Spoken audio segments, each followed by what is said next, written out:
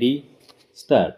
Sir, we are glad to discuss the finance bill and glad to see the finance minister because there is a lot of expectation when we see the finance minister these days after his recent speeches that if the bearer bonds do not succeed, then he may consider fresh taxation or fresh borrowing para. Sir, so far as the finance bill is concerned, we are primarily concerned with the taxation proposals, and on the taxation proposals, there are 4 points which I wish to mention first.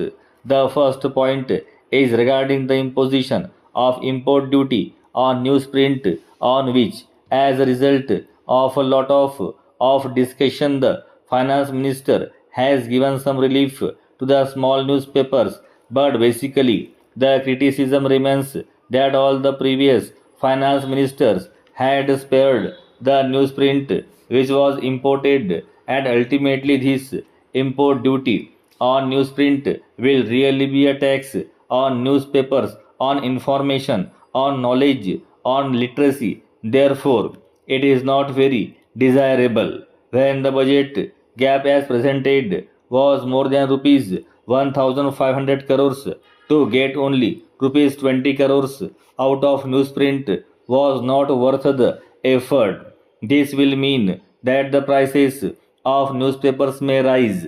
This may mean that people have to rely on government controlled media. None of these consequences is desirable. Para. The second point I wish to on the taxation proposals is that the finance minister has mentioned that some changes are to be made to provide power to the central government to exempt or reduce income tax or surtax in favor of people involved in the oil business. The line must be drawn somewhere, and we have to be very careful that in getting oil, which we need very much, we do not overstep the limit. This is a question of what consequences have to be given, total concessions have to be given, total exemption and total production sharing may not be desirable. Some line has to be drawn somewhere. Para.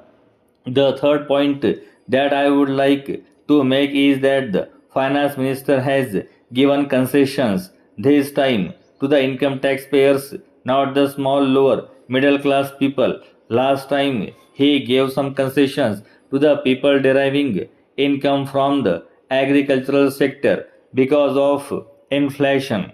There has been a great accumulation of wealth among the really affluent, and therefore some measures apart from the concessions that have been given have to be taken. One measure is to tax the conspicuous consumption, and another corresponding measure is to give relief to the really poor, not merely 1% of the people who pay income tax.